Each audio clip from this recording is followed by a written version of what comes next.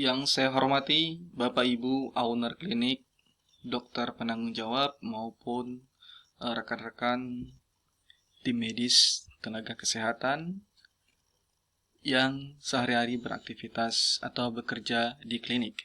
Adapun software yang saya rancang ini adalah bertujuan untuk mempermudah pengelolaan data sehingga kedepannya data itu mudah untuk dicari, ditemukan, diproses, maupun disajikan dalam bentuk laporan. Layaknya sebuah aplikasi, tentunya sistem ini diawali dengan login, di mana nanti masing-masing karyawan itu akan memiliki login. Apakah nanti klinik akan menggunakan satu komputer, dua komputer, atau tiga komputer? Masing-masing karyawan akan diberikan username dan password untuk masuk ke dalam aplikasi. Namun ada juga namanya user super admin, yaitu user yang dapat mengelola seluruh data. Misalkan pada aplikasi ini, bagian apoteker dia hanya bisa menambahkan data, tetapi tidak bisa menghapus maupun mengedit data. Nah, itulah nanti fungsinya user super admin yang akan mengelola data tersebut. Saya akan login sebagai super admin. Oke, ketika kita berhasil login, maka akan masuk pada menu utama. Apa-apa saja data yang dikelola melalui aplikasi ini? Yang pertama adalah data pasien. Pada data pasien, ini gunanya untuk merekap data pasien kita. Pertanyaan adalah, bagaimana jika kami sudah memiliki data pasien yang lama? Misalkan kami punya 1000 data pasien, apakah harus diinput satu persatu pada program ini? Jawabannya tidak. Nanti saya akan membantu memasukkan data itu dengan syarat Bapak Ibu owner klinik harus terlebih dahulu memasukkan data itu ke dalam file Excel. File Excel-nya atau template Excel-nya akan saya berikan. Kemudian nanti silahkan direkap data pasiennya ke dalam Excel itu. Karena kan mereka ke file Excel kan lebih cepat ya. Nanti disesuaikan dengan kolom-kolom yang saya sediakan. Lalu file Excel yang diberikan ke saya, maka saya yang akan memasukkan secara langsung ke dalam aplikasi. Selanjutnya, jika ada pasien baru, maka kita bisa melakukan penambahan data pasien langsung ke dalam aplikasi. Yang kedua, ada menu setting biaya. Misalkan di klinik itu diterapkan kebijakan, jika pasien baru dikenakan biaya sekian, pasien lama tidak ada biaya, maka saya sudah sediakan. Jika tidak ada biaya administrasi, maka bisa diisikan 0 saja, seperti ini. Tetapi jika ada biaya, maka diisikan biayanya. Selanjutnya, di bagian front office-nya adalah bagian pendaftaran ya. Ini adalah menu utama yang diakses. Jadi, bagian pendaftaran itu dia hanya mengelola form ini. Ketika pasien datang, dia akan menanyakan, apakah sebelumnya sudah pernah berobat ya? Atau biasanya pasien lama itu dia akan membawa kartu berobat gitu ya. Kartu berobat. Kemudian nanti bagian admin pendaftaran dapat mencari datanya. Misalkan Anissa, maka akan muncul data Anissa. Tetapi, jika pasien yang datang itu adalah pasien baru, maka admin pendaftaran bisa tinggal klik button pasien baru. Kemudian diinputnya data pasien tersebut, lalu akan masuk ke data pasien ini. Kemudian ada cara kedua untuk mempercepat pencarian data, yaitu menggunakan RFID. Alatnya kecil ya. Alat ini gunanya untuk membaca UID ya. UID kartu eKTP. Jadi bukan nomor eKTP-nya ya, tetapi di kartu itu nanti ada nomor kartu. Nah, itu yang akan kita baca. Makanya ketika kita merekap data pasien, di sini kita diminta memasukkan nomor UID kartu. Nomor UID kartu itu hanya dapat kita peroleh melalui alat. Ada namanya RFID scanner itu. Nah, alat itu akan saya berikan secara gratis bagi Bapak Ibu yang menggunakan aplikasi saya.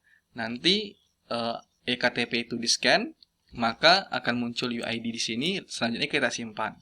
Sehingga jika pasien itu suatu hari datang ke klinik kita tinggal minta eKTP-nya, kita scan, maka secara otomatis akan ketemu data pasien tersebut. Nah, itu adalah bagian atau fitur-fitur yang ada di bagian pendaftaran. Sekali lagi saya perjelas bahwasanya ini adalah menu yang diakses oleh karyawan kita yang bekerja di bagian front office atau di bagian pendaftaran pasien. Selanjutnya, data yang diinput oleh pasien ini dapat diakses oleh apoteker. Nah, di sini sebenarnya ada dua skenario. Apakah data yang diinput dari pendaftaran ini akan diakses oleh dokter? Ya, dalam hal ini artinya nanti dokter menggunakan aplikasi. Dokter akan menginput vital sign-nya seperti suhu, tekanan darah, nadi, registrasi, keluhan, ya, kemudian obat-obatannya apa, dokter bisa menggunakan aplikasi ini. Kemudian nanti data-data yang diinput oleh dokter akan akan dikirim ke bagian apoteker untuk melihat obat-obat saja yang akan dikeluarkan. Tetapi terkadang jika ingin lebih praktis, ya, misalkan dokter itu supaya tidak disibukkan dengan menginput data, maka untuk penginputan vital sign ini, resep-resep dan lain sebagainya, itu dapat dibebankan pada bagian apoteker. Sehingga nanti apoteker lah yang akan menginput vital sign obat-obatan itu. Jadi ini adalah opsional. Apakah nanti klinik akan menerapkan penggunaan 3 komputer atau hanya 2 komputer, yaitu bagian pendaftaran dan bagian apoteker. Kelebihan dan kekurangannya mungkin jika dibebankan kepada apoteker, maka pekerjaan dokter lebih ringan, ya. Dokter tetap menulis menggunakan tangan, kertas itu, kemudian itu yang akan diinput oleh bagian apoteker. Tetapi jika dokter ingin dibebankan juga dalam penggunaan aplikasi, maka dokter yang menginput semua itu. Kebalikannya, apoteker yang tidak ada melakukan penginputan, karena apoteker tinggal memanggil data saja. Nah, itu semua opsional. Ini adalah kasusnya jika penjualan resep, artinya pasien itu berobat di klinik kita. Namun aplikasi ini juga bisa digunakan dengan konsep seperti apotek, yaitu pasien yang datang hanya membeli obat, tidak berobat, ya. Jika itu, maka kita bisa mengakses menu penjualan langsung. Nah, ini adalah menunya seperti apotek. Jadi betul-betul hanya melayani pembelian obat, bukan pasien itu berobat ke kita. Selanjutnya, aplikasi ini juga mengelola data obat. Nah, ini data obat. Kemudian ada pertanyaannya sama dengan data pasien tadi. Bagaimana jika kami sudah memiliki daftar obat? Maka kami tidak mau repot menginput satu persatu pada aplikasi ini. Jawabannya bisa. Nanti saya akan sediakan template Excel-nya.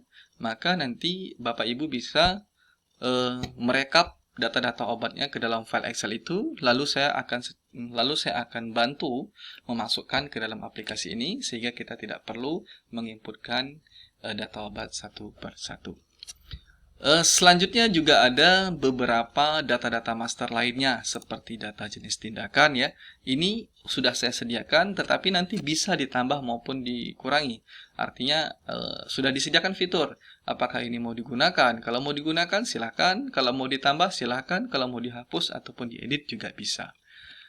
Kemudian aplikasi ini juga mengelola data dokter.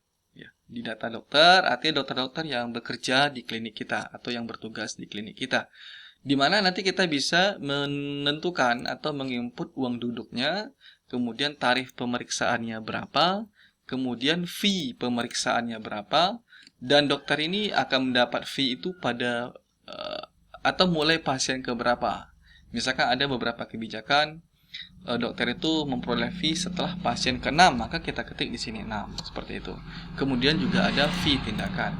Ini berguna untuk pengolahan data secara otomatis untuk memperoleh berapa pendapatan atau berapa fee yang diperoleh oleh dokter. Makanya kita bisa melihat di menu laporan nanti. Di menu laporan yaitu ada namanya monitoring penjualan. Di sini kita bisa melihat pendapatan kita, baik secara harian, bulanan, atau tahunan. Bahkan kita juga bisa melihat fee yang diperoleh oleh dokter itu sendiri.